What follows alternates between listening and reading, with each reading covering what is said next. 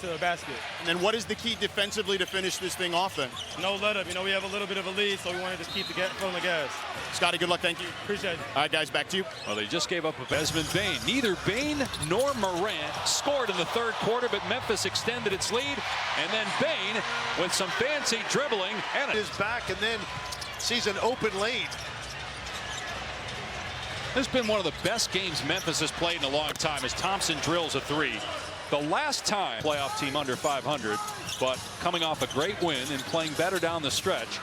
And the Grizzlies had lost 4 of 5 here at home, but they've been great here tonight. Pippen and Knowles, one of the greatest two-way players in league history. Thompson on the drive, gets the layup. Good feed by Williams, but Pippen will effects from it. But as George mentioned, the Choms reported a couple of shots to that ankle by the medical staff coming into tonight as Morant again rises up and scores. And now the right leg. Bane for three. Desmond Bane's third three-pointer. And Sunday on ABC, 1 Eastern time. 4 playoff games tomorrow on ESPN and ABC. Bane scoop and score off glass. Very true, but I think when they got out to the start that they did, they knew that they could withstand a run because they've been in such great rhythm, certainly tonight, to contain this Memphis team. But you know, the final judgment on that trade is going to come down the line. Davis scored. Like he can put weight on that right leg, but he's going to try to gut it out right here while the Mavericks still have a shot. What a pass by Morant. The lob to Edey for the 14 points and 17 rebounds against the Warriors. Turnover, Conchar off the window. Jackson with the slam. Timeout. Junior, 10 of 17 shooting. Anthony Davis on the bench again for the Mavs.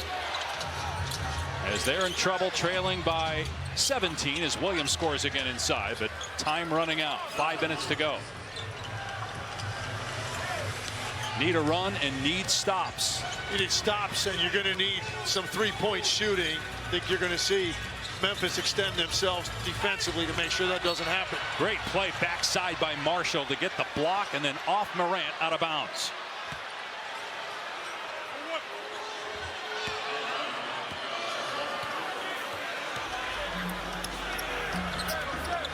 Williams has been a spark the last 2 months for the Mavericks. He's got 11 points tonight. Gets in the paint. Caleb Martin on the floor. Turn and fire Thompson. Way off. And rebound Pippen. Thompson, 18 points, but 4 of 11 from 3.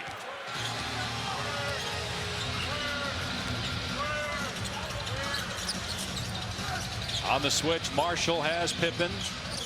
Got Caleb Martin defending Jaren Jackson. Shot clock at 4. Morant lets it fly.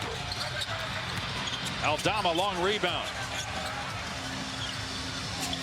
Gets into the paint. Now puts it on the floor. Spinning and scoring. Boy, he's been really good off the bench tonight. He's had a very good year for them as well. He does a little bit of everything as a scorer. He can shoot it, put it down. Also a very good defensive rebounder. Thompson can't bank it in with a left hand. Rebound Bagley. Gotta wonder if we've seen the last of Anthony Davis this season. 40 points, but wasted tonight because his team's down 19 with 3.5 to go. 6 Memphis players in double figures, led by Jackson's 24. Bane with 22. Morant gets deep and fouled by Williams. Tumbles to the ground, but he's all right.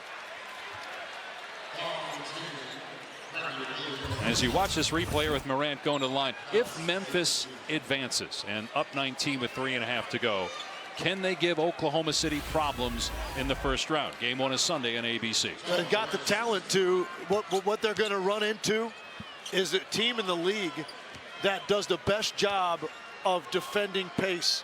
Oklahoma City Thunder just don't give up points in transition. They don't give up points in the paint. 2 areas that Memphis has to excel at, but there's no doubt they've got enough talent, certainly, on any given night against anybody. The Memphis Grizzlies have enough offensive talent, certainly, to be in a game or get a win. It just remains to be seen how they're going to fare against that Oklahoma City defense. A very rested defense. Here's George.